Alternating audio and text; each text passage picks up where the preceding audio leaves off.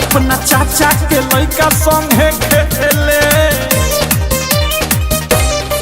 संगे चल गई रही जे अकेले अपना चाचा के लड़का संगे खेले आई रोज दिन पढ़े जाके कहबे हम घरे उनके ओ रहन दीवाई हमें छुई से। होमवर्क किया आप लोगों ने?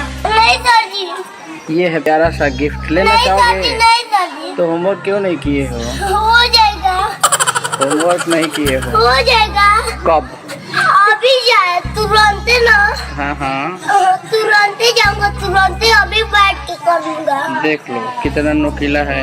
तुरंत जाऊंगा ना। हाँ। तो तुरंत जाने के पहले तुरंत कुछ नहीं करूंगा, तुरंत बोले हुए पूरा पढ़ लूंगा। गथ जानी सर जी हो डर लगे सुई से गथ जानी सर जी हो डर लगे सुई से बाजे डोला डर लगे सुई से डर लगे सुई से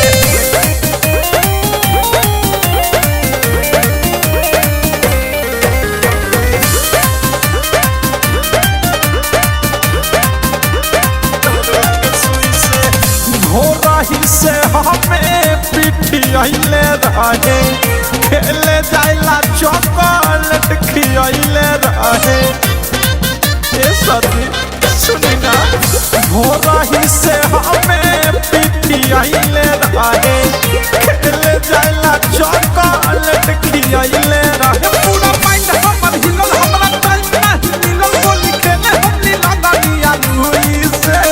पढ़ना नहीं है, लिखना है। लिख लूंगा।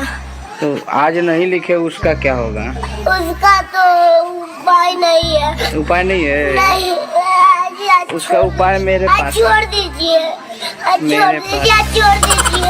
गथ जानी सार जी हो डर लगे सुई से गथ जानी सार जी हो डर लगे सुई से डर लगे सुई से डर लगे सुई से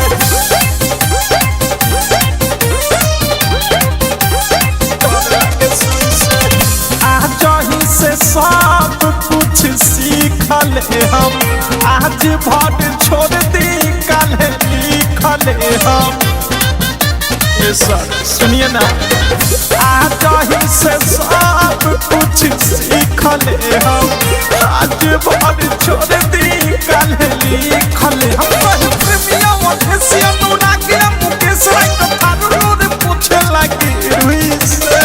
नहीं सर जी, कभी ना सर जी बताऊं। हाँ बताओ। आज छोड़ दीजिए एकदम। कल ना एक छुपा के जाएगा तो मारिएगा एक। गथ जानी सर जी हो डर लगे सुई से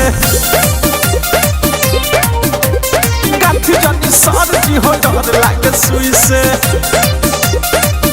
बाजे डोला। आरसीएम म्यूजिक न्यू ऐप अभी डाउनलोड कीजिए हमारे गूगल प्ले स्टोर से और पाए भोजपुरी लोकगीतों का एक से बढ़कर एक ऑडियो वीडियो सॉन्ग बिल्कुल मुफ्त।